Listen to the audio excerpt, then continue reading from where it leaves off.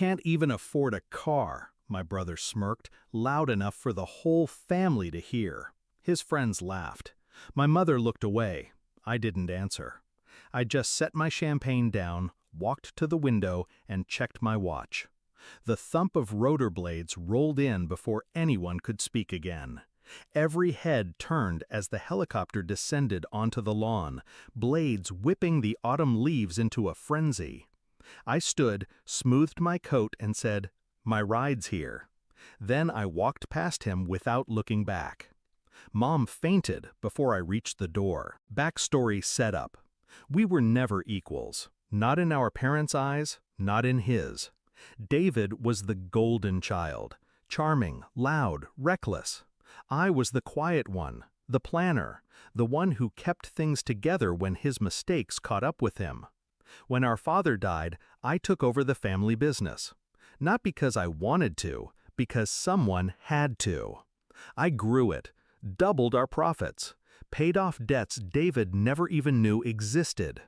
And he resented me for it. Every success I had was, to him, a personal attack. Discovery of betrayal. It started with missing funds, small amounts, easy to overlook, until I saw the transfer logs, payments to shell companies David had set up. When I confronted him, he laughed. "You've got enough. Think of it as my bonus."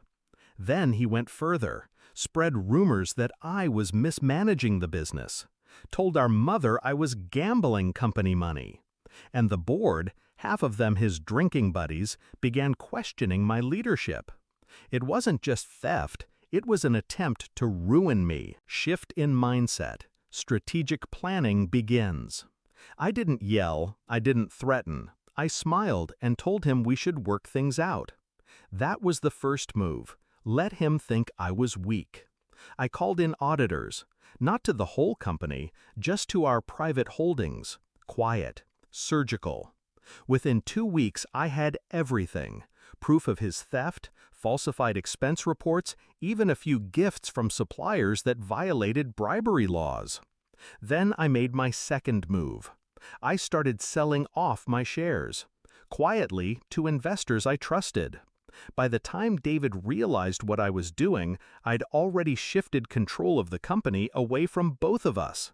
He had no idea the buyer was working with me. Execution of the plan. I liquidated my assets, every last one. Not because I needed the money, but because I wanted him to see me walk away with it. The sale netted me more than enough to retire. But I didn't retire. I invested in a new company, one David couldn't touch, one in a market he didn't understand. 6 months later, my new venture was all over the business pages. David's company, the one he thought he controlled, was floundering without my management. The board turned on him. His drinking buddies stopped returning calls.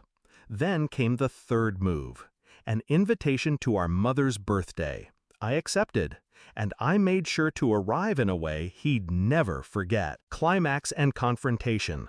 Present moment returns. The moment the helicopter touched down, I saw his face. Shock first, then rage. He stepped toward me on the porch. "What the hell is this?" I smiled. "Transport." He laughed, but it was hollow. "Trying to prove something?" I tilted my head. "I already proved it. You're the one still trying." His jaw tightened. "You think you're better than me?" I took a step closer, my voice low. "No, I think I'm smarter than you, and you just proved me right." Before he could speak, I handed our mother a wrapped box. Inside, the final audit report from the company. His signature on every fraudulent transaction. Her hands shook as she read. When she looked at him, there was nothing in her eyes but cold disbelief. I didn't stay for dinner. As the helicopter lifted off, I looked down at the house, at David standing in the doorway, smaller than I'd ever seen him. By the end of that month, the board voted him out. By the end of that year, he'd sold his house to cover legal fees.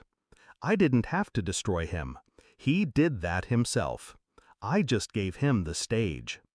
Some people think revenge is about taking back what's yours. It's not. It's about walking away so high above them they can't even see the ground you're standing on. And that day, as the blades roared and the lawn shrank beneath me, I realized he'd be staring up at me for the rest of his life.